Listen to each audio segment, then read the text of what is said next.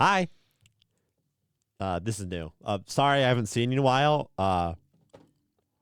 My bad. For the win!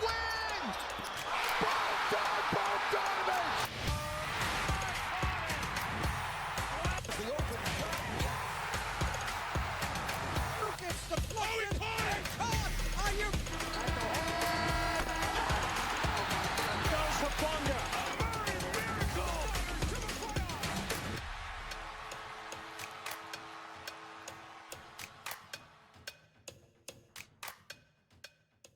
Hello and welcome back to the Eastman Sport Report, your father-son coach-player podcast about the Sacramento Kings and the San Francisco 49ers. I'm your host, Max Eastman, joined once again by my co-host, Steven Eastman.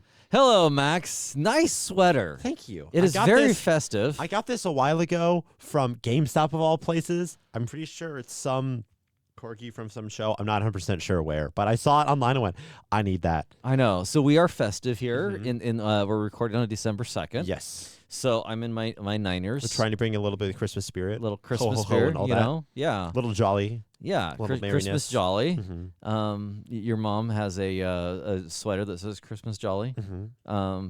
Anyway, so nice and bright and colorful. Anyway, Merry Christmas to everyone out Merry there. Christmas. I hope your Happy Thanksgiving. That happened like 2 weeks ago, last week. That was just last week. That was just last week. It was less than a week ago. Sorry. I'll say this. Sorry for not uploading and posting. We do have videos that need to be posted that haven't been posted, which I'm going to post at the same time as this one. So but anyway, we did miss like 3 weeks of not actually recording. Yeah. So anyway, we probably should have last week, but we were enjoying our Thanksgiving break, and I was busy. I'll take the blame on that one. I was pretty busy last week. We both messed up. We're gonna moving on from that basketball life stuff. Before then, basketball season has started for me. We played our first 2 games. That actually counted. We had 2 preseason games. Yeah. Yep. And we won one of them. They were 1-1 right now. We're 1-1. And then we played. We have a tournament this weekend. We do have a tournament this weekend. So if you're trying to make plans with me between Thursday and Saturday, I'm kind of busy all those days. Yeah. So, but we'll not be in town. It's a little bit of ways away, not very far, but yeah. Okay. We're gonna be having fun. Okay.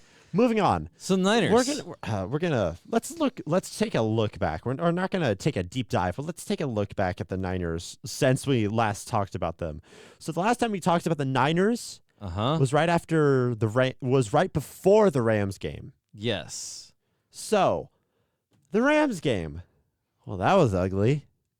Simply put. It wasn't that our offense was bad because we put up 26 points. If you do that in a lot of games, you probably win those games, right? Yeah, but our defense was really bad that game. Yeah, our defense was really bad. Yeah. So anyway, moving on from that game. Next game was against the Cardinals. Great game, amazing game. Yes, 41-22. Yeah, offense was Love really good. that we had 41 points against the Cardinals. Why did we let Jacoby Brissett throw for 22 points and the most completions in NFL history? Well, I basically heard that that was actually somewhat planned by Robert Saleh, in that they knew they had, like, I think Tatum Bethune went out that game from a linebacker perspective. They were less people in the defensive line. I can't remember. I think Okinawa got hurt that week. There was a couple of people got hurt on the defensive line. So, like, you normally start the game with 8. They had less people. So they were intentionally playing a shell coverage just to slow the game down, at least slow them down, so they keep the clock running. So not a terrible thing, but when your offense was running and humming that game to get 41 points, the Cardinals kind of got. Oh, I think I'm kicking the cable over here. Sorry, my camera might be jumping. Anyway, Max's camera jumping. Sorry. The offense was humming. They could not stop our offense that game, and so Brock Purdy was back. And it was humming that game. It looked really good. Like that's why we won it. And so they kind of intentionally gave up a whole bunch of yards to Jacoby Brissett, but they were really short. A win's a win. I'm fine with that. Yeah, I'm fine with us winning. Moving on to Panthers. It was Monday night game. It was an ugly game for our offense. Yeah, only getting 20 points on a Monday night game. Well, that was because Brock Purdy had 3 interceptions that game. Yes. And for our defense to only give up 9 points, which I think was a touchdown to field goal, and they just missed the extra point because I think they went for 2. That's actually pretty good. Like, that was a oh, hey, our defense is starting to grow up. Even without like 3 starters Giving at the up beginning of the season. 42 points 2 weeks ago, and then you yeah. go back and give up 9 Yes. to a team that you threw 9 interceptions to. 3 interceptions to the Panthers. Yeah, 3. Sorry, Not 9. 9 points. Sorry. But then Thinking of JJ but McCarthy. then that same team turns around and beats the Rams the next week. Yes. So like, I don't know if Bryce Young was just off or our defense was really that much on, but like to hold the Panthers to 9, who are actually playing pretty good going into the game. Yeah, definitely. And they turn around and score. Was it 40 something on the Rams or it was high 30s? Let me I check. think they won by 3. Was it 37-34? Comes to mind. I'm getting there. It's Anyway, so 31-28. 31-28. Okay, that was a little close, but not quite. So they gave up, or the Panthers scored 31 on the Rams defense. So in some ways, I'm like, hey, our defense is starting to gel. Yes, Like definitely. truly, they are starting to gel. And as you move into the Browns game, you only gave up 1 touchdown, and really that touchdown was a busted coverage. Like it was 1 long pass. Now the Browns were running the ball a lot, which I agree. They actually have a really good running back. Yeah. And you have Shedeur Sanders, who's and second ever start. But like it was a cold game, windy game, so you're not going to do a whole lot of throwing anyway. So like they had, I think, done like 8 consecutive runs. Yeah. And then they throw a pass, and our defense, be honest, they had a missed coverage. Yes. But that's the only touchdown they gave up the whole game. Like, our defense is starting to gel. Now, again, the Panthers, I don't know if they're good or not. I could say that about a lot of teams this year. The Browns' offense is not really good. The Cardinals, you gave up a whole bunch of yards, but some of those were kind of in crunch or garbage time. So, like, you've had 3 good defensive games, I would say, in a row. Like, the defense is starting to gel. Now, is that just because they're playing worse competition? I don't know. But either way, I think I read the stat. In the last 3 games, the Niners' defense is, like, maybe number 1 and number 2. I'm like, okay. Now, it's not the best of competition, but sure, we'll take it. So they're at 9-4. And also, I want to say the most important thing for this game is you're playing against Myles Garrett, and him and the entire Browns D-line only get 1 sack the entire game. Oh, yeah. And it's only for 7 yards. It's not even a big sack. It's just... Oh, and actually that sack, did you actually see that? You remember the play? Not exactly. So Trent Williams was going against Myles Garrett.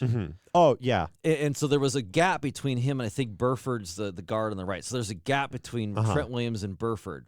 Well, I think it was I don't know if I want to totally say a messed up coverage, but Kittle seems like he's coming to chip Garrett if Garrett goes to the outside.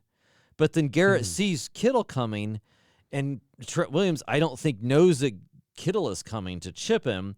And so he's expecting Garrett to just keep going to the outside. And then so he sees Kittle, he goes back to the inside and beats Williams that way. So the only really sack that Williams gave up was because it was kind of like... And also, it's Myles Garrett. So. Yes. Now, the other thing is a pass rush win rate. I was reading the stats here as we were prepping for this and doing our technical stuff of the 2 worst games ever by Trent Williams giving up pass rush win rate was Myles Garrett, number 1. A couple years ago. And number 2, Myles Garrett this week. So, like... Myles Garrett's pretty good at football. I mean, he does lead the league in sacks this year. And he's pretty good. is most likely going to break the single-season sack record. Yeah. And he had 5, was it a week or 2 ago? I think it was 2 weeks ago. And you're like, yeah, he's pretty good. He's pretty good. So, and normally, I was also reading, Myles Garrett usually goes... like 80% of the time he goes against the left side, which is where Trent Williams is. This week, it was about 60-40 left side versus right. So he was like, okay, I'm doing decent against Trent Williams, but I'm not getting there. I got like 1. Yeah. So he went over the Colton McKivick sides later in the game, and he did more against Colton McKivick later in the game. So I have the numbers if you really want me to pull those up, but no one really cares about those numbers. I'm dying for those. I know, you're totally dying for those numbers. I'm dying. I'm You're I'm not. But now that we've got this waited this long, I'm going to give it to you. It was 37 times against Trent Williams and 23 against Colton McKivitz. Oh, cool. So you can check my math if I did that right. Okay. Yes, Myles Garrett's pretty good. Myles Garrett is pretty good. On the Niners side, Christian McCaffrey. He had 20. How many touches did he have? He had 20 carries, and he also had 4 catches. So he had 24 touches. Which is a little low for him, which is not a bad thing. If you still put up 26 points, and you score in every single quarter. Yeah, and he only had 74 combined yards. Was just the third time this season he didn't hit the 100-yard mark combined. He is still on pace to have a 1,000 season. He's on pace for 1,110 rushing yards and 1,054 receiving yards. So he's still on pace for the 1,000. In some ways, I think that's a personally, I love stats, so I really want to see that. Little side note: Roger Craig is up for the Hall of Fame. Yes. And I actually think if Christian McCaffrey could get 1,000, because Roger Craig was the first to do it, it'll actually help get Roger Craig higher up the Hall of Fame ratings because it's showing how rare this is and so hard it is. Yeah. Or like even if Christian McCaffrey gets like really, really close, does that help Roger Craig get in the Hall of Fame? Because like you're showing, hey, this is really, really tough. And and every time you mention, hey, Christian McCaffrey's trying to do something that no one else has ever done, because no one else has done it twice. Roger Craig was the first. So anyway, shout out to hopefully Roger Craig does make the Hall of Fame this year as a senior candidate. Okay, anything else to say on Christian McCaffrey? Not a Christian McCaffrey, no. Okay, Purdy had a very clean game. Yes, especially after last week. Yeah, the 3 interceptions. There's another stat I read here: dangerous throws. What is a dangerous throw? So it's a throw by a quarterback. It's called by Pro Football Focus as a turnover worthy play, as in you throw it, may not be a turnover, but it's really close. Okay. So Purdy has 8 of those on the season. How many of those were against the Panthers? I don't know, and I don't know if it counts I think it's the only ones that count is the ones that actually aren't turnovers. Okay. Anyway. Because I don't know how many interceptions he has, so that wouldn't make sense. But he had 0 this past week, so he did not put the ball in harm's way with no turnover-worthy plays. Now remember, also he has 8 throws in 4 games, or is he 5 games now? He played the Jags, he played the Seahawks, he played the Cardinals, and I think Panthers Browns. This is fifth fifth. game. He's 4-1. So in 5 games, and actually 4 games. In 4 games, he had 8 dangerous throws and 0 in the 5th game. For reference, Brock Purdy is on 7 interceptions for the season. Yeah, and he had 12 total last year, and he's only played 5 games compared to 15 that he played last year. Yeah. So his interceptions are a little high, but his turnover worthy plays, it was great to see nothing against the Browns. I always like to point out too, and when we talk about this, what's the turning point of the game? Like, or what is there key plays to the game? If I go back and kind of think about things, one of the key plays to the game, I don't think it's a turning point, but a huge play in the game is the 66-yard punt return by Sky Moore. Huge, because weird to start the game. Kyle Shanahan won the coin flip and took the ball. I've never seen that in my life. I know, like Kyle Shanahan never does that. He actually explained it later as talking about, he said he wanted to have the wind at his back in the 4th quarter, and if the weather turned bad in the second half, he wanted to have the ball more in the first half. Okay, but I've still never seen that happen. But on the second possession of the game, we get a 66-yard punt return, so we only needed 16 yards to get a touchdown. Huge. And then right after that, the Browns go down, turnover on downs. The Niners get a 3-and-out, only 1 yard. The Browns punt, Niners punt. But then after that, in the middle of the second quarter, the Browns go make a 10-play, 90-yard drive for a touchdown. And they take the lead 8-7. So at that point, like, even though the Niners have kind of been dominating the game, the Browns came back and took the lead. Like, I was like, that's a little kind of iffy. But Brock Purdy pulled out his best throws of the game in that 2-minute drill. Really, I think they started with 39 seconds left. 39 seconds, they got 58 yards to a field goal in 6 plays.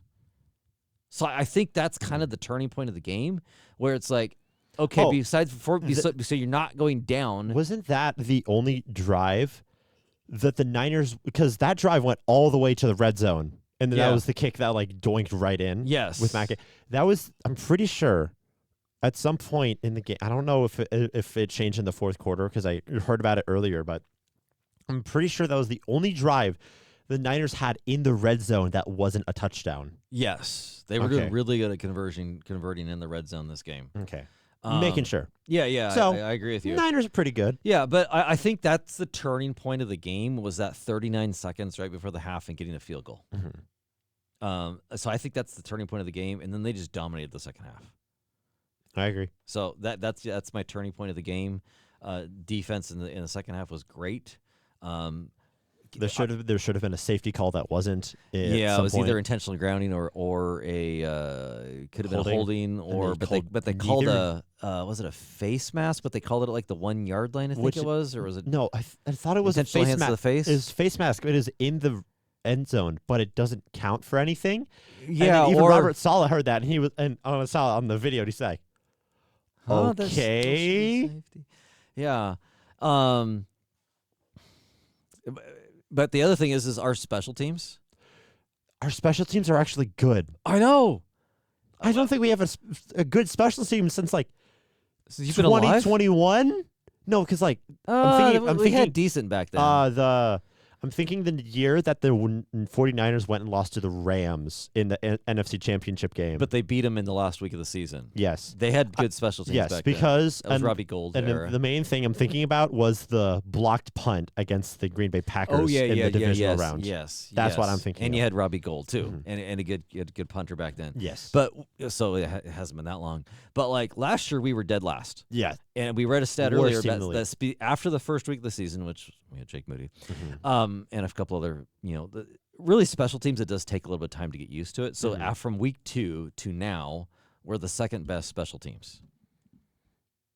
So huge turnaround. Yes. Sky Sky Moore is just making our drive so easy. Because if we start them at the 30, But the blocking, it's not. I mean, Sky Moore is Yeah. doing his job, but the blocking, like on that 66-yard punt, there was like 5 or 6 players that all had to synchronize at the same time, create this lane for Sky Moore to shoot through. Like, I don't remember all the players, but like there was like 5 or 6 of them, and like one of them I think was Nick Martin, like which he's a 3rd-round rookie, and we're like, why isn't he playing? We could get into that just a smidgen, but like.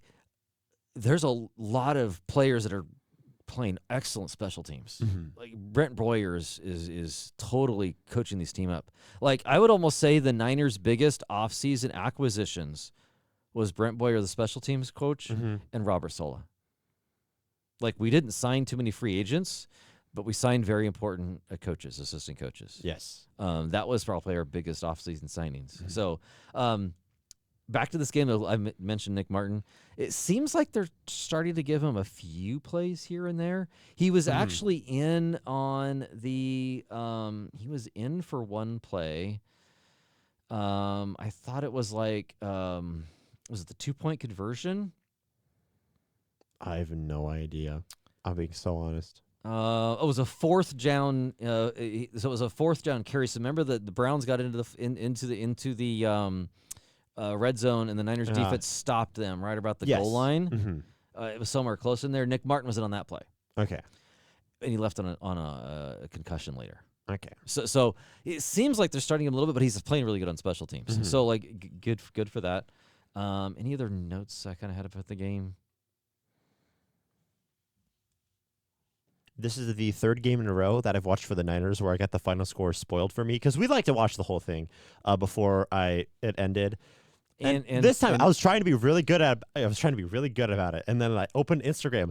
First thing I see, no way to turn away from it. I have a specific like focus mode on my phone, so it blocks every single sport notification, lets everything else come through. I'm not opening fantasy football. I'm not opening anything else. I'm not looking at text messages. I'm being good. And I open Instagram once and I see the final scores, the first thing, and I go, "Oh, you got to be kidding me."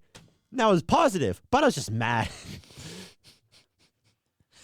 Yes, on 10 o'clock games, we prioritize church. So yes, we do watch the game, but then we like to watch it together. Yes. But yeah, sometimes we're not live. I did not get the games quote. I'm really good at not checking my phone. So sorry. If you're my friend and you text me on a Sunday afternoon and it's like an early Niners game and you text me like in the middle when I'm watching the Niners game, he won't respond until 9. sorry, I'll not respond until late night that night. And then I'm probably either upset or really, really happy, and I'm still not on my phone. So, or anyway. he's on his phone and looking at Niners stuff, And not responding to text not looking at, messages. or he's upset not responding to text messages. So there's he'll respond to you. He'll get back to you Monday. So don't text me on Sunday afternoons if you're trying to He'll get get back hold to of you me. Monday. Text my wife if you want to get a hold of me. Okay. Other Niners things I wanted to talk about. Did you? I think we talked about this in the way-in. The Niners are going to win the bye. So the Niners are at the bye. Yes. And then they are totally going to win the bye. This is best news I've heard all week. Yes. So basically right now they have the same amount of wins. I'll throw up a picture of the playoff picture just so you can get a. Okay, so we have the same amount of wins as the Chicago Bears, who are the number 1 seed. We have the same amount of wins as the Los Angeles Rams at 9. We have the same amount of wins as the Seattle Seahawks at 9. Yep. And we're the 7th seed with 9. So we have the same amount of wins as the 7th seed as the 5th seed and the 1 and the 2. Okay. That's pretty good. Which is excellent, amazing. It's just how this is, you say we'll get to Max's top 10 later of like, who's the best team? I don't know. Here's 10 teams. Draw one out. They could win it. I know it's not the Titans. It's not the Titans. There's probably about 5 teams we could say it's not. Anyway, okay, so the best news. Niners are going to win the bye. Yes. They're the 7th seed right now. The number 6 seed Packers play the number 1 seed Bears. Whoever loses drops to the 7th. The Niners move up to the 6th. So the Niners at the end of the weekend is guaranteed to be in the 6th seed. At least. Without even playing a game. But if the Seahawks or the Rams play, now I don't really expect either of them to, or lose. If when they play, they lose. If either the Seahawks or the Rams lose, the Niners move to the 5th seed. If both of them lose, the Niners move to at least the number 2 seed. I don't know. And if the Bears lose, the Rams lose, and the Seahawks lose. Well, I think the Packers still might be ahead of us and be the number 1 seed. So I think the highest we can get to is number 2. But either way, yes, we could technically go from 7 to 2. But for your information out there, the Seattle Seahawks are playing the Atlanta Falcons this week. Tickets are as low as $34. Wait. Okay, I'm just looking at this. Okay, so the Tennessee Titans play the Cleveland Browns this week in Cleveland. Oh, my. According to ESPN, tickets are going as low as $7. And this is after they played the Niners last week. And did anybody look in the stands? I was looking at the And stands. that thing was so empty. Like I agree it was cold and and the Browns are not good. But like Niners fans usually travel. And it's brown and kind of the the Cleveland brown oranges versus the Niners red. It's kind of hard to tell which one was Niners and red. But either way, it's pretty empty. So I'm not too surprised when the Tennessee Titans come to downtown. But $7? $7. You don't even get over 10? $7 to go to an NFL game. Okay, so the Seahawks play the Falcons, and the Rams play the Cardinals. Yeah, so I don't think either one. I don't think either one can lose. I don't think the Rams are going to lose because they just lost to the Panthers. They're probably going to be mad. But also, Cardinals, please, just as your divisional brothers, please.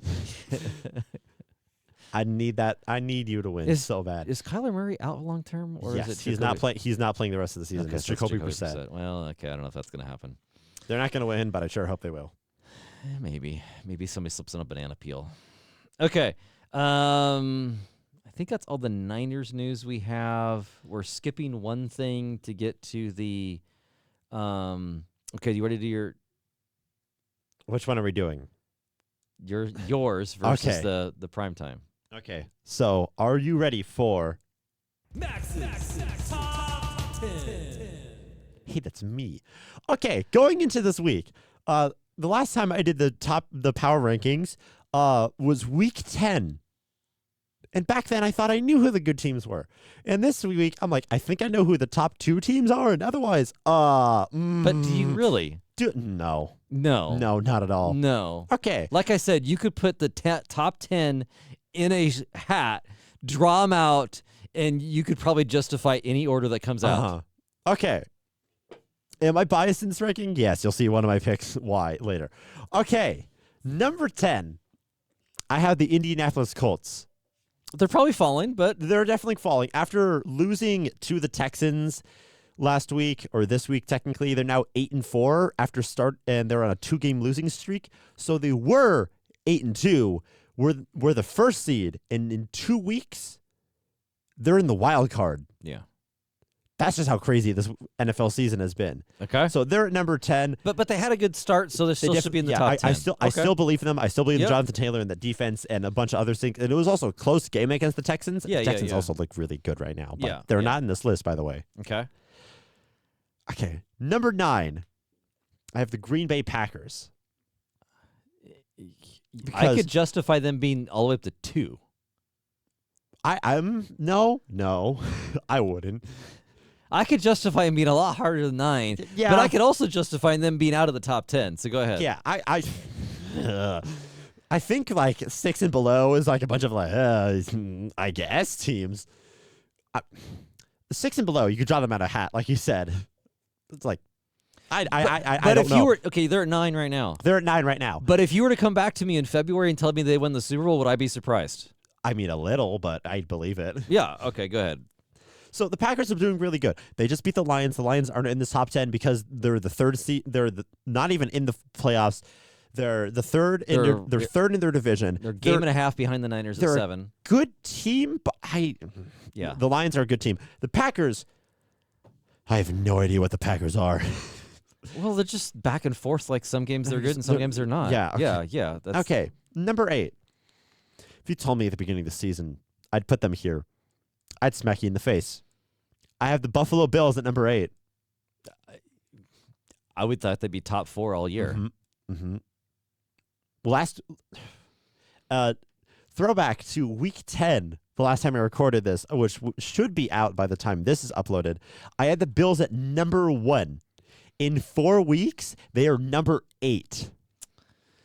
And in some lists that I've read, they're not even in the top 10. They're not playing very good. They haven't been playing good. They Nope. played a really good game against the Pittsburgh Steelers, who also aren't in this list. But Yep. I feel like I've said so many things for these teams, and at this point in the season, I'm like, I don't know. What do you want me to say? They're just number 7. Another team that I said, if I put them at number 7 at the beginning of this year, all of you would smack me in the head. I have the Philadelphia Eagles. Who are you? You're supposed to have one of the best defensive in the best defenses in the league and a really good offense as well. And you go and lose to the Dallas Cowboys. But they've lost 2 games in a row now. And you also go out and lose to the Chicago Bears. And you get embarrassed by the Chicago Bears? Sure. Why not? You're still leading your division because what the heck is this NFL season? But somehow in this season, the Dallas Cowboys are competition for your seeding, Eagles. You got to take a look in the mirror and decide who you're going to be. Jalen Hurts and it's Saquon. It's obviously the Madden curse, but no one else wants to admit it except for me of why Saquon Barkley is doing so badly this year. Because everyone's like, he's falling off a cliff. And I'm like, guys, it's the Madden curse. you see what happened the last few times of running back, especially if running back has been on the Madden cover. Christian McCaffrey, now Saquon Barkley, and I forget. Was it? Anyway, Not right now. keep moving. It's 9 o'clock. My brain is fried. I had basketball practice like 3 hours ago. My legs are Yes. still tired. I almost injured my foot. Moving on. Number 6. I got the San Francisco 49ers. Purely because I think that almost every single team on this list the Niners could beat. Now, do I trust them to beat them? No. But I could see it. they definitely could. Yeah, totally could. And in some ways, are they the more consistent team? They're a little more consistent than some of these other teams. They're more consistent because they're definitely losing to teams that like they should lose to. Yeah. In the way. Yeah, like their 4 losses are To the Rams. The Jaguars, which okay, yeah, sure, you're not going to win. And the Buccaneers, They're good. and the Texans, who Yeah. have been playing really good as well. Yeah. And the Jaguars are in the playoff race right now. They're also Yeah. not in this Now, list. I also but think that the Texans game, if you go back to the Niners there, if you had Brock Purdy in that game, it's a very, very different game, I think. The Rams game, you beat them the first time. Your defense was not very good that the game. Rams are one of the best teams in the league. Yeah, Spoiler so alert, anyway- they're top anyway. 5. Anyway, so, Niners, I have no problem if we put them at 6. Okay. Number 5. I'm going to say it's the Denver Broncos. They're a lot like the Chiefs last year, but in the way of I don't trust it. Because the Chiefs were really good, but you could have the excuse of, they're the Chiefs, and also of the refs and all that. But you couldn't deny that the Chiefs were a really good team. I look at the Broncos, and I go, Okay, you're winning. but You're not winning by a lot. They're a lot you're of not close. winning. You won by 1 point to the Washington Commanders Yeah, in overtime. in overtime, all because you stopped a 2-point conversion. Yeah. I get that you're 10-2, but I don't trust it. I think they're gonna host a playoff game. I don't think they're gonna win that playoff game. I mean, they could. But I also could see them go all the way to the AFC Championship game just because I don't know what's happening this year. I mean, they have a really good defense. I'll give them that. Yes, they have one of the best defenses in the league. Yeah, and so their But- team. Yeah. You But let the Marcus Mariota Commanders take you all the way to overtime, I know. and they score like 26, 27 points on you. Yeah. So It's craziness. I know. Okay, number 4. Number 4. I took them off of this list for a really, really long time. That's mainly because I'm a Niners fan and I'm biased. But at this point, I'm like, I don't know who else to put up here. So I'm putting the Seattle Seahawks at number 4 because they have, quite frankly, the best defense in the NFL. They just got 4 interceptions on a guy. Now, it's his first start ever. He's a backup quarterback. But also, getting 4 interceptions means that your defense is playing really good.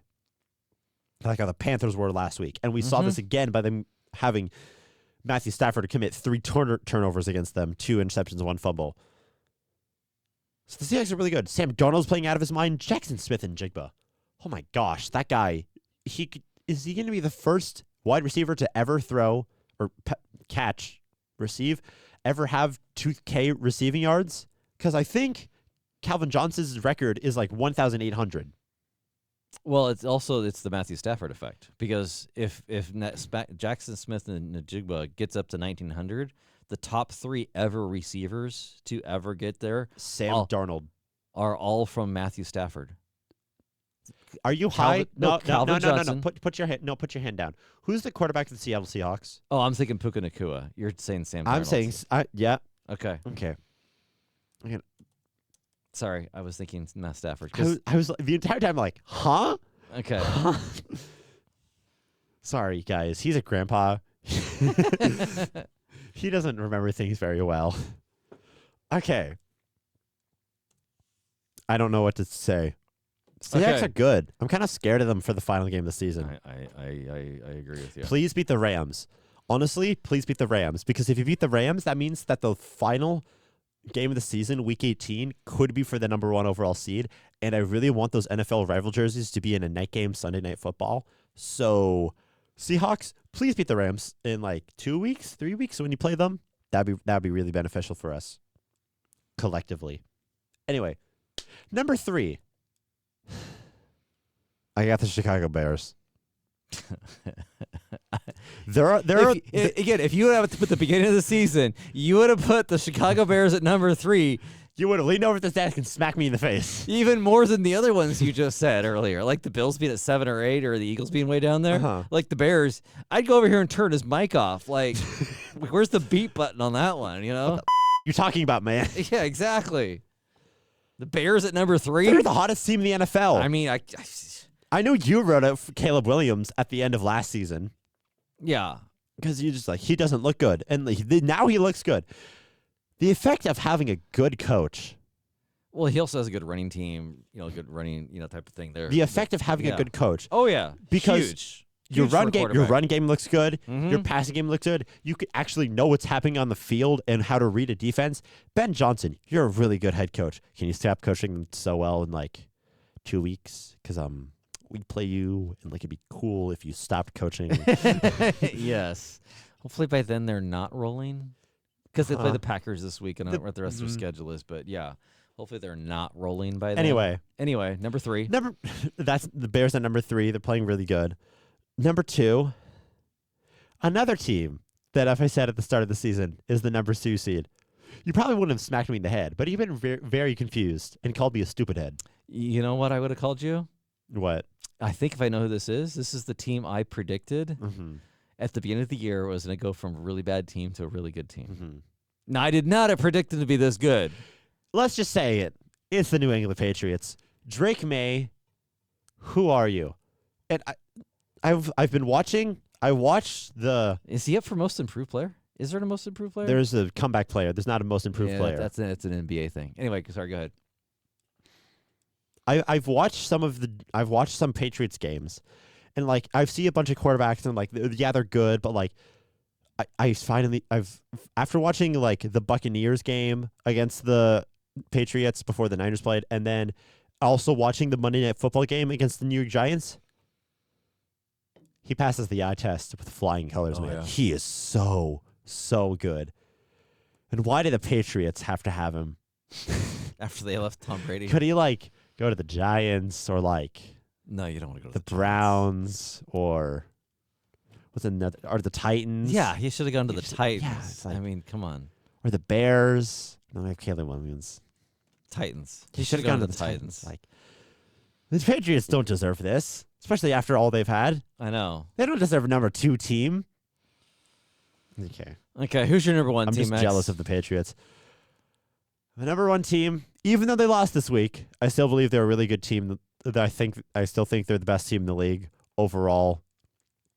It's the Los Angeles Rams. Tell me a weakness they have. They occasionally play a bad game. Exactly. They had a bad game against the Panthers. Okay, the Panthers look really good right now. I'll give you that. You played one bad game. You're still the number 1 seed in my opinion. Yeah. Rams are really good. Like I said earlier in the season, Matthew Stafford is my MVP. Okay, so hey, back to the Drake May question. Back to the Drake May question. Or topic. Yes. On the Niners, which one would you rather have, Brock Purdy or Drake May? With how they're playing right now, Drake May. Oh. Drake May looks so much better than Brock Purdy right now. I guess I haven't seen enough Drake May to totally say that, but I kind of would right now. I'm still going Brock Purdy. I still love my Purdy. Now, 2020, but don't let your Purdy get wet. 2023, Brock Purdy and right now Drake May look really similar. Yeah. But like how Brock Purdy's playing right now versus how Drake May is playing right now, that's a different conversation. Yeah. But Brock Sorry, Purdy we're talking about people who are in MVP conversation versus a guy who just came back from injury. Mm-hmm. Now, 23 Purdy was in the MVP conversation. Yes. So anyway, okay, that's Max's top 10. We ready for our next segment? For last NFL segment is our prime time picks, where we go throughout the NFL season and we pick out the prime time games of your NFL schedule. So who do we have? That is a little loud. I'm going to turn that down. Who do we have for week 14 of the NFL season? Going into week 14. Okay, also, because the Niners aren't playing this week and it's a bye week, we also get to pick the most interesting matchup, or at least what we think is going to be the most interesting matchup. And there was a couple that we each went after. 2. There was 2 we talked about, and you're like, okay, that could have been like one of them was the Bengals with Bengals versus Bills. Yeah, which in Buffalo. Like that should be a really good game, but like Joe Burrow just got back, so Yes. like. And then you also said Miami, New York, but you were joking. I was joking. The real one wasn't it Steelers? Who are the Steelers playing? Baltimore. Yeah, like because that's the number 1 seed in their division. Mm-hmm. Okay, but the real game we picked is Chicago at Green Bay. Now again, the loser of this falls to the 7th seed. The Niners move up. Mm-hmm. But we're gonna put a pin in that and come back to that in a second. You'll come back to that. Who do you have to win that game? No. But who do you have Thursday Night Football? Oh, sorry. Cowboys. I was jumping a little bit. Yeah. Okay. Sorry, he's Grandpa. I'm trying to move this thing along here. I'm trying to keep it consistent. Cowboys, Lions. Who do you have? It's in Ford Field. They both come off a full week of rest after Thanksgiving. Who do you have? So it's so they don't have a short week. Neither of them have a short week. Mm-hmm. Because it's in Detroit, I'm picking the Lions. Mm. Dallas is on more of a roll. Totally give them that. Mm-hmm. They are on a roll. But Detroit and Jared Goff play much better in a dome, Mm-hmm. and they play better. They play really good at home. So if it was in Dallas, I'd probably pick Dallas. But since it's in Detroit, I'm picking Detroit. Okay. I'm picking the Cowboys. Okay. I don't think I'd ever say that sentence before in my life because I don't like the Cowboys.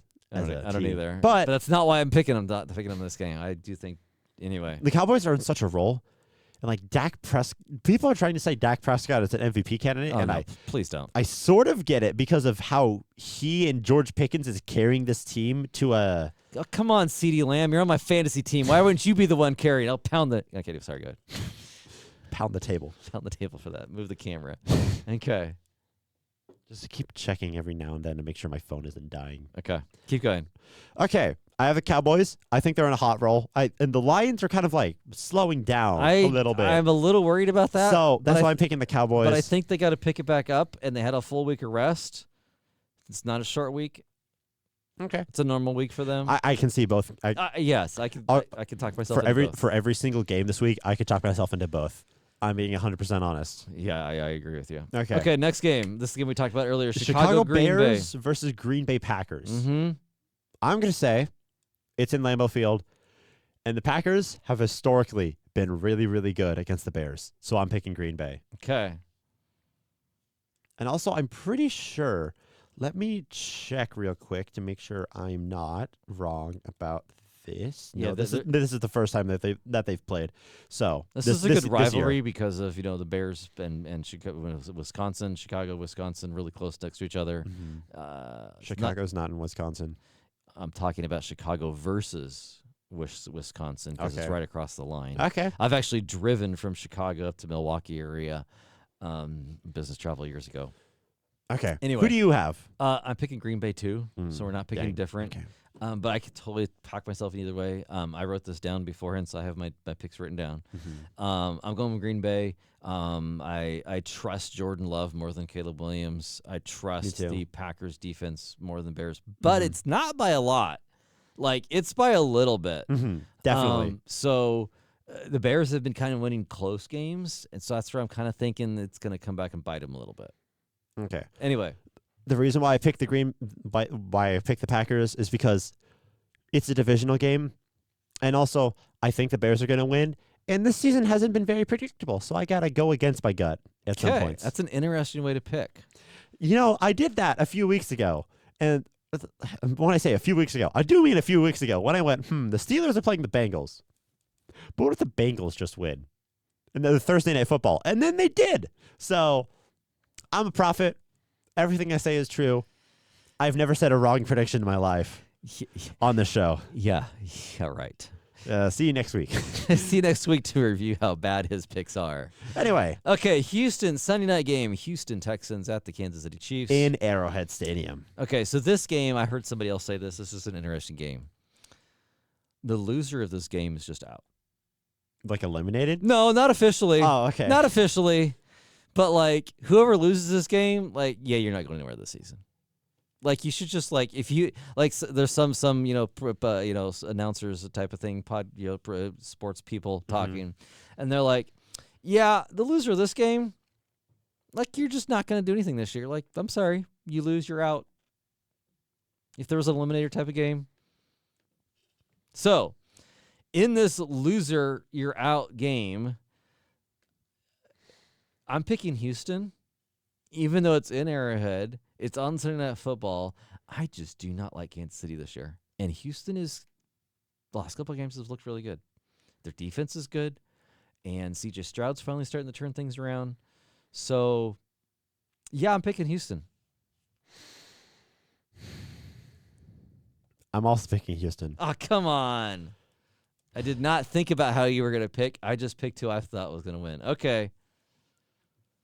And watch Patrick Mahomes come back and beat both of us. Anyway. Because I don't trust the Chiefs this year because No, I don't. they're like, if you look at their raw numbers, they should be way better than they are. They should be way better than 6-6. But they're not. But they're not. Yeah. So they're not. Yeah. Their otherworldly defense that they had last year is just suddenly mediocre. Yeah. It's like what the Eagles had. They're like otherworldly defense, like one best team in the league. Like, okay, yeah. It's like the Eagles broke them last year in the Super Bowl, and they just haven't recovered. Definitely. Okay. Last game, Monday Night Football. Eagles in Los Angeles against the Chargers. Who do you have? I have the Eagles fans taking over the Chargers Stadium. That's my side prediction, is there's going to be green all over that stadium. Okay. Just like how, because the Eagles fans, they usually travel, even though it is all the way. But it's like, would you want to be in December? Do you want to be in L.A. or Philadelphia? And the Eagles fans would be like, who wants a trip to L.A.? I can get out of the city. I can put my Mickey ears on. Okay. Who do you have winning? The Eagles. I have the Chargers. Good. Because I love it. once again, I think that almost every given Sunday this year, more than any other year, any team can win. Totally agree. These 4 games, again, coin flip would do just about as good as my picks. So, I do think, jumping back to thinking of a thing here, Dallas, Detroit, if you have a chance and you want to go betting, again, I'm not very good at betting. I don't bet. If you wanted to, I would slam the over on the Dallas-Detroit game. That game is going to be super high scoring, in my opinion. That could be first to 45 points. Anyway, that's my side thing if we had a betting segment, and we don't really do that. But anyway, okay, any other last comments on the NFL? No. Okay, so if my last comment on the NFL, actually, I'm looking through the Max playoff. is one thing. My one thing. I'm looking at the ESPN playoff machine. I'm sort of just clicking around, and I haven't like really gone deeply into it yet, which I probably will do next week when I like get more into the nitty gritty of it. But so last week just happened. Let's look into this week. So let's say this week, nothing really out of the ordinary. I'm looking more specifically at the NFC. Nothing really out of the ordinary happens. Okay. So go ahead. Okay, and then next week, I'm looking at all these games. I'm like, okay, and then it's like nothing. Okay, nothing really important seeding wise for NFC for like Niners and NFC standing within the next 2 weeks. This week and next week. It's just that the Niners really have to beat the Titans, which like you should beat the Titans. If you don't beat the Titans, you don't deserve to be in the playoffs. So, Arizona Cardinals. I think one of the most important games is Week 16 Thursday Night Football, LA Rams versus the Seattle Seahawks. Oh, that's huge. It's a short week. We know what happens the last time the LA Rams played a divisional game, Thursday Night Football. I think the winner of that gets the number 1 seed. Okay, so going forward after that, let's say if the Rams win, they pretty much lock the division, right? Yes. Okay. Let's say the Seahawks win. Now things get a little bit interesting. Because and then let's go forward. So let's say both teams win out. Let's say in week 17 the Rams, the Niners, and the Seahawks win. The Seahawks beat the Panthers, the Niners beat the Bears, and the Rams beat the Falcons, okay? That means we go into week 18. Seattle is the first seed. Because the Niners just beat the Bears, which knocked the Bears down to the 2nd seed. If the most important game then in the entire NFL is Seahawks versus Niners, because if the Niners win, they get the 1st seed. If the Seahawks win, they get the 1st seed. Wow. So the entire season for the 49ers essentially clinch on these last 3 weeks that they play. And they after the Titans, they play some really tough. Yes, because some after good the teams. Titans, they play the Chicago Bears, who are on a hot streak. Well, first they play the Colts. First, they play the Colts, who And they play Bears. the Colts look like they're cooling off a little bit, Yeah. but something could happen between now and Monday Night Football against the Colts. Yeah. And if you want the 1st seed, Seattle has to win that game, and I think that's so important. Run the That Niners. for the Niners, that even through all of these injuries and everything that's happened this year, losing Nick Bosa and Fred Warner for the season, And your number 1 pick, Mikael Williams. on and your number defense. 1 pick, you still got a shot for the 1st seed? Yeah. That's crazy to me. Yeah. Yeah, if you look at the Athletics playoff simulator that has the Niners finish at 11-6. Oh, who predicted the Niners would finish 11-6? The guy in the Niners sweater. Not the guy in the corgi sweater. But it also says that the Niners and the Bears are tied at 11-6. So the Niners-Bears game is super important for playoff seeding. Because if you want to be, because if the Bears win that game, they're probably going to win. And let's say they beat Green Bay in this week and next week. That's huge for that division. And then they also beat the Browns, who they're going to beat the Browns. And then they beat the Green Bay again in week 16, and then they beat the Niners in week 17. Even if they lose to Detroit in week 18, it doesn't matter.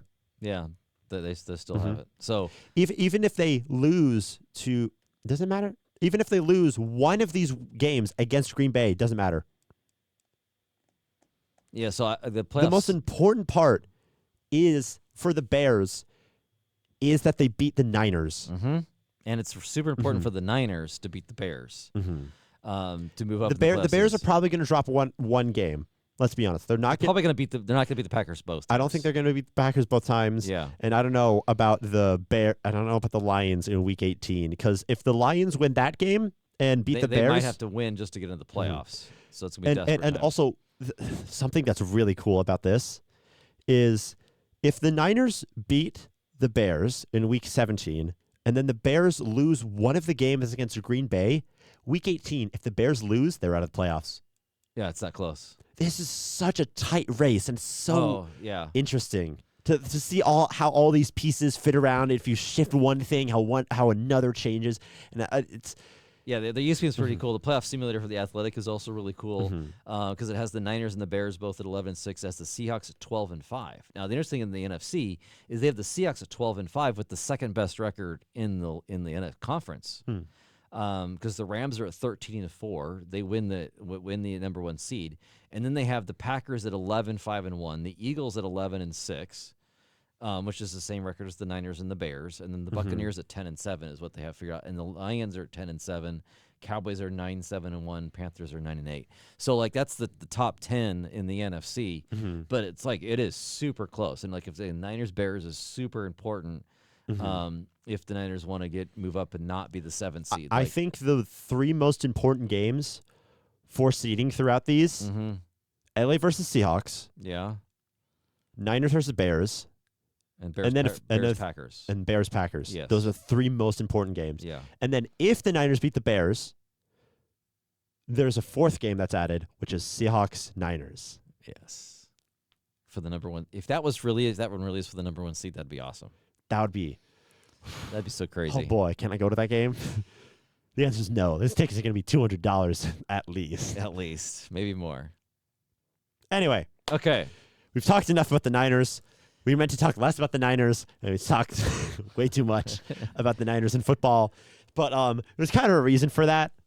Okay, so we don't really want to talk about the Kings, but we're as much as this is a San Francisco 49ers and Sacramento Kings podcast, I don't want to talk about a team that's 5-16. But we have not done our one segment. Yes. So our last segment for the podcast is it's something that might calm us down a little bit. Yes. Turn that down. We thank the Lord for Keegan Murray, because this is Keegan Murray's team. Apparently. According to DeMar DeRozan, when Keegan Murray came back, and they won 2 games when he came back to the starting lineup. So, like, that is 40% of their wins because of Keegan Murray. That's 2 out of 5 for those of you who can't count it there. That's 40%. That was me. I had to double check. Okay, check my math. I can do that quick. Wait a minute. Even though it's 9, get your fingers out there. The Keegan Murray effect is real on this team. Like, he is their most important player going forward. He's their most important player right now. Like, he's the one player that you gave a big contract to that Scott Perry basically says, I'm building my team around you. Now, he's stuck with everybody else's contracts, and he's kind of filled in some holes with signing Westbrook and Schroeder. But those are just filling holes. to see if they can plug the dam enough to make this thing actually work. Well, it didn't. But Keegan Murray coming back is actually he's actually starting to be aggressive on offense. They're running plays for him. He's doing the when he came back and he had those 2 wins. The very first game I was at the Denver game and the Minnesota game. His defense, he blocked a shot against Jamal Murray is what I'm thinking of, and then he goes down and he makes a 3 on the other end. Like that is why you paid Keegan Murray big money. That is why I thank the Lord for Keegan Murray. Not just because I have his jersey, but it has nothing to do with it. I just want to point that in there. But like he's like, if I was to go buy a Kings jersey out of anybody on this team right now, Keegan Murray is the only one I want to go buy because I don't know who else is going to be on this team by the end of the season except Keegan Murray. Now it might be Nick Clifford and Max Reno, but like in some ways, like if somebody offers me a really good like a future pick for Max Reno. Sure. Yeah. You want a number 1 pick? Max Renault's like he could be a decent player. I think the only players that I like want to keep on this team, Keon Ellis, I don't think he's going to stay on this team. I would like him to. I like him to. I'm facing the facts and saying that I don't think he's going to stay on this team. But Keegan Murray's probably going to stay here. Oh, yeah. From what I've heard, Nick Clifford is going to stay here. Yeah. And then otherwise, I don't know. Yeah. Clear house. Clear everybody. Now, the hard thing is you can't just cut players in the NBA. You can't just do that. And then the other thing is I was listening to another podcast because I'm driving a lot recently. So I'm listening to lots of sports. Somebody was saying, I think I don't forget his name. I'm going to try to remember it. A national writer came on a local sports guy was talking about like Niners trade value. A lot of people are saying, hey, just sit Zach LaVine, sit DeMar DeRozan when Sabonis comes back. Just play the young guys. Well, first off, if you just sit everybody and they're healthy, why is anybody going to trade for him? So you can't just sit him. Now, maybe it's, hey, DeMar DeRozan, instead of getting 35 minutes a game, you're getting 30, and I'm going to give those 5 minutes to Nick Clifford. That's how you start transitioning. Hey, Zach LaVine, instead of getting 38 minutes, you're getting 30. And I'm playing Keon Ellis a little bit more. Maybe even, Malik Monk's actually playing pretty decent. But, like, and already I think Max, right now with Sabonis out, you have Renault as the backup center, and Drew Eubanks is starting, and Max Renault is playing better than Drew Eubanks. Definitely. Like, he got some crunch time minutes recently. So, like, I think when Sabonis comes back, Renault is going to stay as your backup center. So, like, okay, fine, he gets 12 minutes a game, 12 to 15 maybe. Perfect. I'd even love to see a couple minutes of Renault and Sabonis on the court at the same time to see if that works. Let's see, But, like, right now, I think one of the best lineups for the Kings, maybe not the best, is Keon Ellis, Malik Monk. Yep. Or, no, is it Keon Ellis, Malik Monk, Zach LaVine, because you need some shooting. Yeah. Keegan Murray, and Precious Achiuwa. That's an okay lineup. Yeah. Now, it's not going to go win any championships. Definitely. But, like, and that's where it's like you kind of need to play. That's where I kind of want to see, like, you filter in these young guys with the veterans that you have, and you play the veterans a little bit less because you're not going to just kill DeMar DeRozan and say you're playing 10 minutes a game. That is, with the Hall of Famer that he is, the Hall of Famer that Russell Westbrook is, and you're not going to just take the starting lineup from him, and you're not just going to say you're coming off the bench, or you're just not going to do that. And you also want to trade them all, definitely. Yeah. So you don't want to just go sit them and have their stats sit there. You want to actually show what trade value they have. Exactly. You want to be able to have like a product to show teams. And everybody that says trade them, which we're high that list. You just got to wait a second. You can't trade everybody until December 15th. Like, if you want to trade with the Milwaukee Bucks or the Los Angeles Clippers, who are both supposedly interested in both Zach LaVine and DeMar DeRozan. Yeah. Which I'm like, sure, fine, let's work a trade. Both of those teams have a lot of players that they can't trade till December 15th. So, like, even if they want one of the Kings players, and Scott Perry wants to trade him and likes to trade, he can't trade till December 15th. So we have another 2 weeks before really trade season open up. And then you have December 15th till the end of January, so about a month and a half that we'll be looking at trades. So with that, here is our new segment that we're bringing in, the mock trade of the week. Ooh. Here is a mock trade that came from one national writer, Bill Simmons, and then James Ham traded it because he tweaked it just enough to make it actually physically work. I like this trade. In a way, it actually makes the Kings better, which may not be the total purpose, but here's the trade. The Kings send Malik Monk and Dario Saric to the Celtics. Okay. Okay, I like Monk, but be real, if somebody else wants him and it makes the trade work, that's fine. The Kings trade Zach LaVine and Doug McDermott to the Clippers. Okay. Okay, the Clippers need an extra scorer besides James Harden. Kawhi Leonard is hurt too much. They lost Norman Powell. They need a secondary third-string scorer. With Zach LaVine or DeMar DeRozan would both be a good fit, I feel, if the Clippers don't want to say just blow it up. They want to say, okay, we have other older guys. We still want to make the playoffs and be competitive in our brand new arena. Okay, so they're going to go get Zach LaVine. Then the Kings get back Anthony Simons from the Celtics, John Collins from the Clippers, Bogdan Bogdanovic. Hey, I'd love to have Bogey back from the Clippers. Definitely. Now, from a trade perspective, the Kings would also have to get from the Clippers either Bradley Beal or Chris Dunn.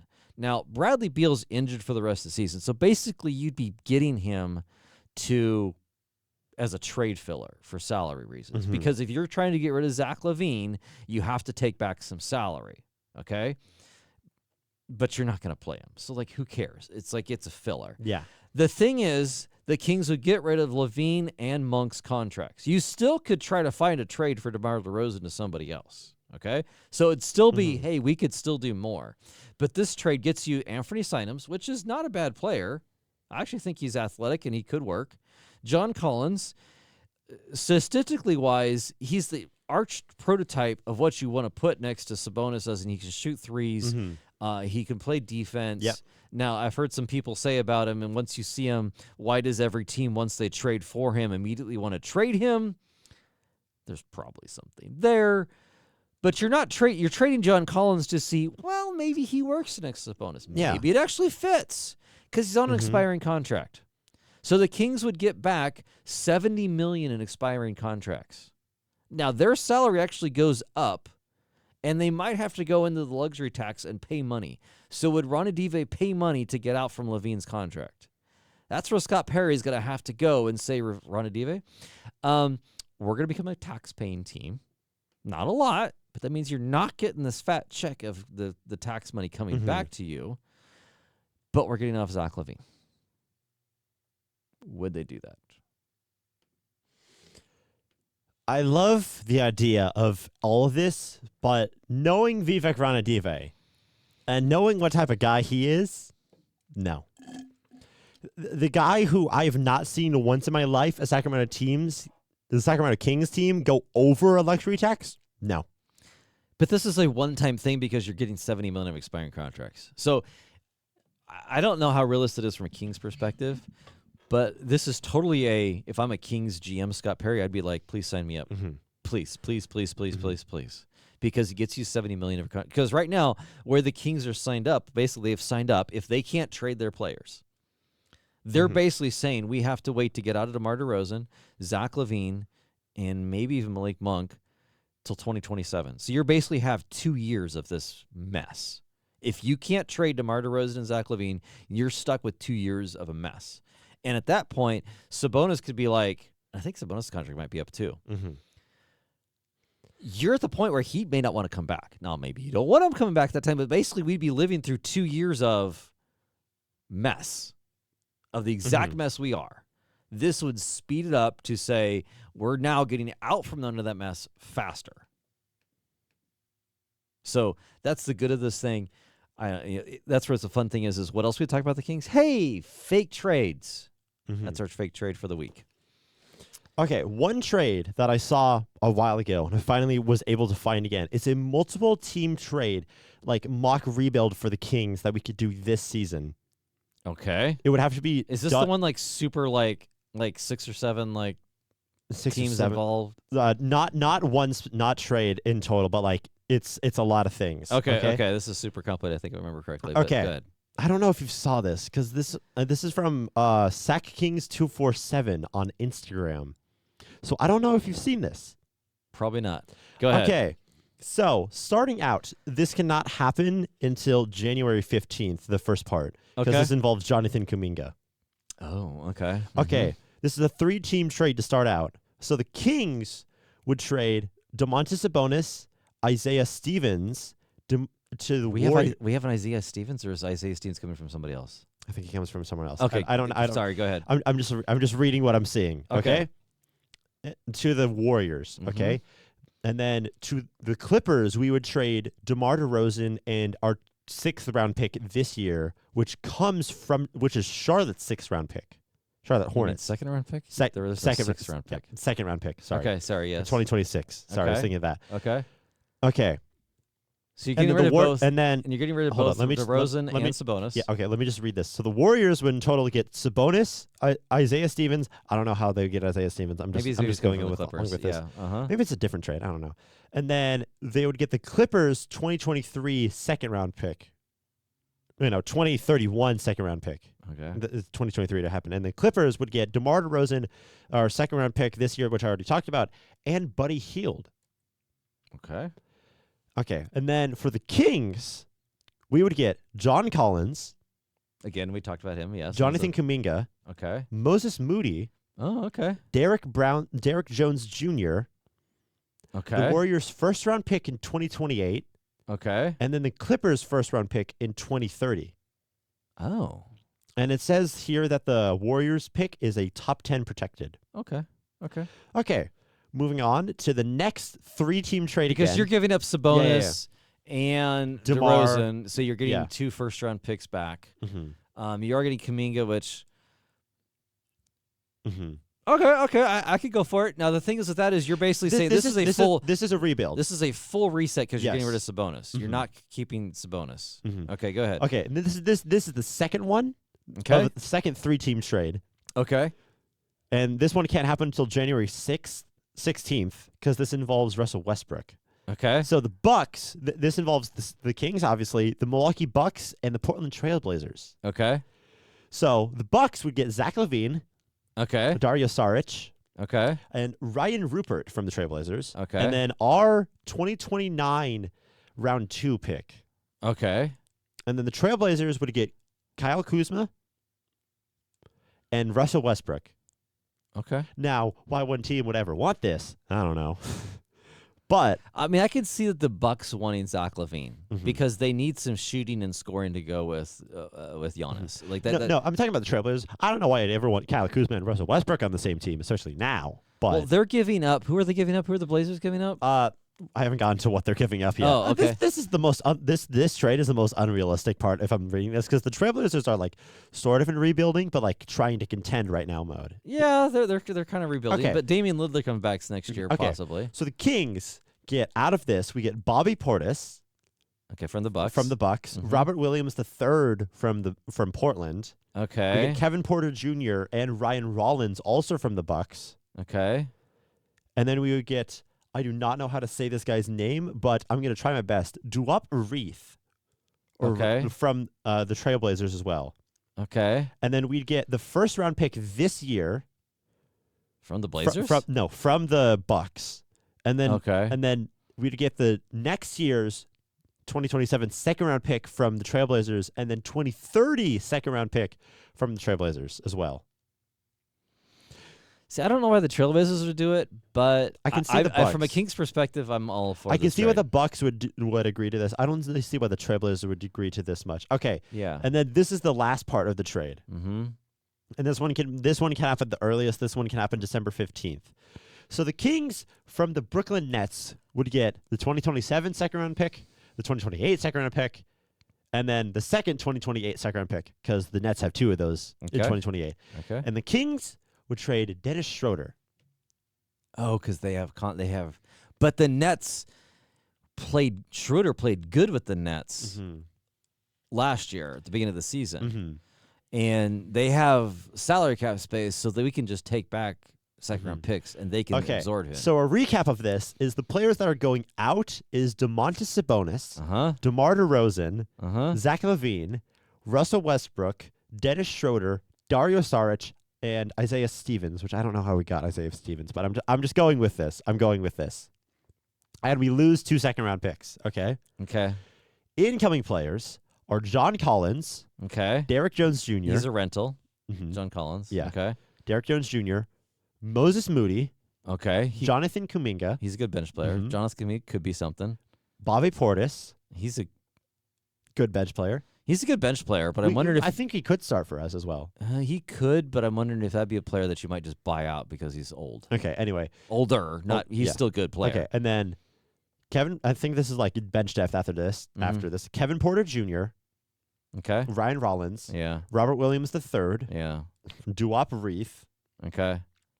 You can look up how his name is spelled. You'll be as much guessing as me. And then 3 first-round picks Okay. and 5 second-round picks. So then our new roster going into next season, Well, yeah. after this, would be Keon Ellis, Malik Monk, Jonathan Kuminga, Keegan Murray. Who's our center? I'm getting to that. Robert Williams, Okay. Or John Collins, possibly. Devin Carter, Yeah. Moses Moody, Nick Clifford, Bobby Portis, Duop Reith. I'm going back and forth. Ryan Rollins, Kevin Porter Jr. Whose last name is Jones? Is that the Derek Jones? that you Derek said? Jones. Yeah, Derek Jones Jr. Mm-hmm. John Collins, and then So Maxine Renoon. Yeah. So I'm not opposed to that. That is a super complicated three teams trades. Mhm. That's a total. I'm all for it. I want to hit the reset button. I just want to see what happens because this team, as of right now, doesn't work. I Yeah. don't think it's ever gonna work. I don't care what kind of it's coach not. you get. I don't care if you have Mike Brown. I don't care if you have Steve Kerr.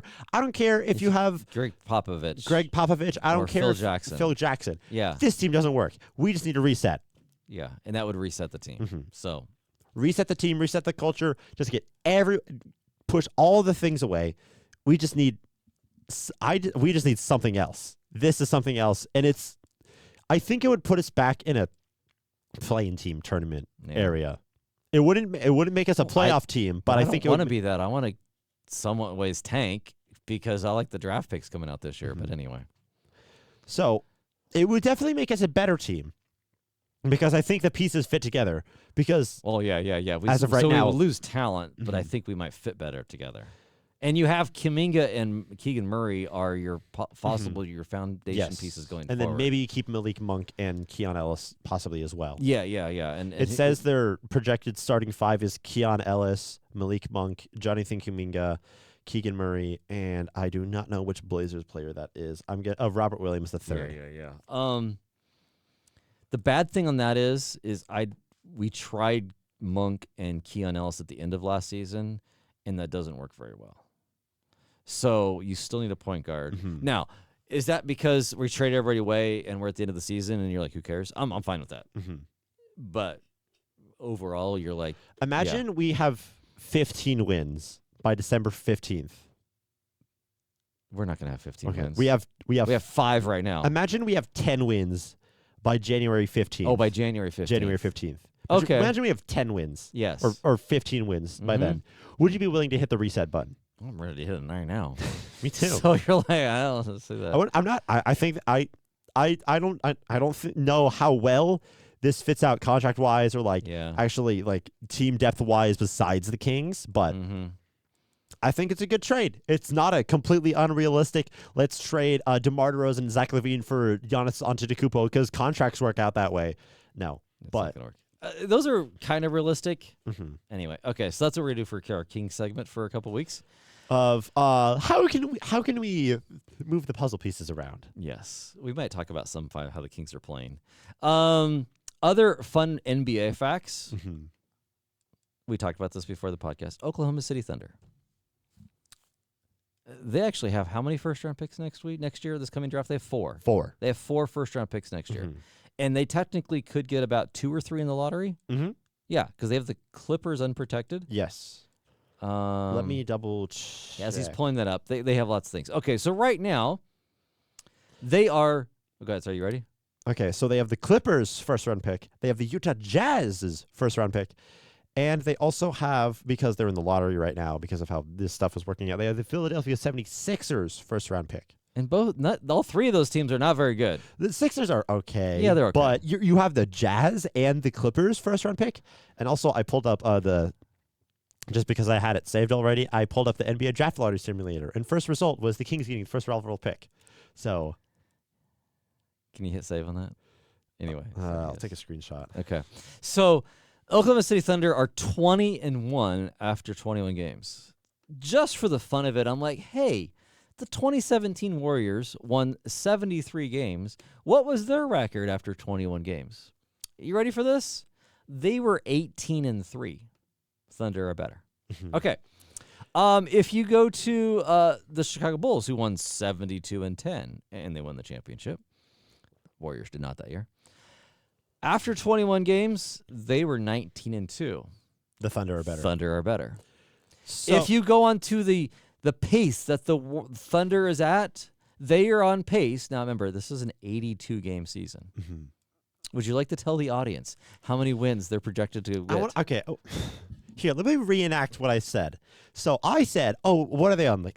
So I said, are they on track for 74? Yeah, and I said higher. So on 75? Higher. And then I jumped a little and said 77. And I said higher. And then I gave up, which I should have kept going because the answer is 78 wins. Out of 82. You lose 4? And I wouldn't be surprised. And in some ways, I don't hear national media talking to me about this. Like, why isn't people celebrating this like the Warriors when the Warriors signed Kevin Durant and they went on this 73-9 record? No, this is the year before they had Kevin Durant. Oh, yeah, this is right. This is before they had Kevin Durant. Okay. They were the talk of everybody. Mm-hmm. They were the fun and exciting team. The Oklahoma City Thunder was like, yeah, they're just the Thunder. Yeah, they're good. No, they're like historically good. Very jealous Kings fan. And the best part about this is that the Thunder could get a top 5 pick and a championship in the same season. Yeah. They could have what the heck? They could have 2 top 10 picks. 2 top 8 picks, something like that. Let me just send the lottery again and see what happens. They get the number 7 overall pick and the number 10 overall pick. And those are both picks dropping in expectations. Here, let me just go baseline. Baseline right now, if the season ended right now and everything was just perfectly as odds as be, the Clippers would have the Clippers have the number 5 pick, that would go to the Thunder. The Utah Jazz would have the number 9 pick, that would go to the Thunder. And also, if the season ended today, that means the Philadelphia 76ers would be in the lottery. And if the lottery worked out perfectly, that means the Oklahoma City Thunder would have a 3rd lottery pick and are the favorite to win an NBA championship this season. And this is in one of the most stacked draft classes we have seen. Well, it's stacked at the top. I don't know how deep at the it top. is, but it's in recent memory. Top 3 is really, really good. So, frankly, we're cooked.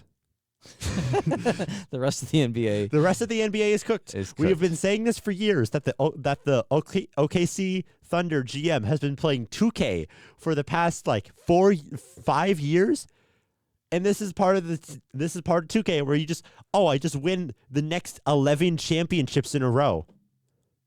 Because I have all my best players and then all my depth players, I can just keep cycling out over and over again. Do the Thunder even trade some of these picks do they trade for a top end talent? No, they have the top end talent. They are the top end talent. Hey, Thunder. Hey, what? How many first round picks did you give us for DeMar DeRozan? 0. Yeah, me too. You want Sabonis, don't you? No. Oh, okay. Come on, you really want DeMar DeRozan because let's just say. How about Russell Westbrook? Let's just say SGA gets injured. Don't you need a backup closer? You have one? Dang. Oh man. You need depth that you don't. You need a Keon Ellis for a first round pick. No, right? We'll give you a Keon Ellis for the Utah Jazz. They have 4 of those, Dad. Oh yeah, we're the ones that only have 1 Keon Ellis. They have 5 Keon Ellises. Oh. They could have a starting lineup of Keon Ellis, and one of them is 6'10". Yeah. Anyway, that'll end our episode for today. Okay, that was our depressing note for the day, celebrating. Frankly, if you're an NBA fan, put yourself in a coma and wake up in 3 years, and you're probably going to see a three-peat jersey somewhere of the Thunder. Unless Victor Wembanyama and Fox can beat him. Okay. We thank everybody for listening, for getting to the end of the podcast here. We greatly appreciate everybody listening. Please hit like and subscribe. It is past both our bedtimes, frankly. Yes, it well, is. Definitely his, but. Okay. Thank you, everybody, for listening. And we'll see you guys next time. Bye. Bye.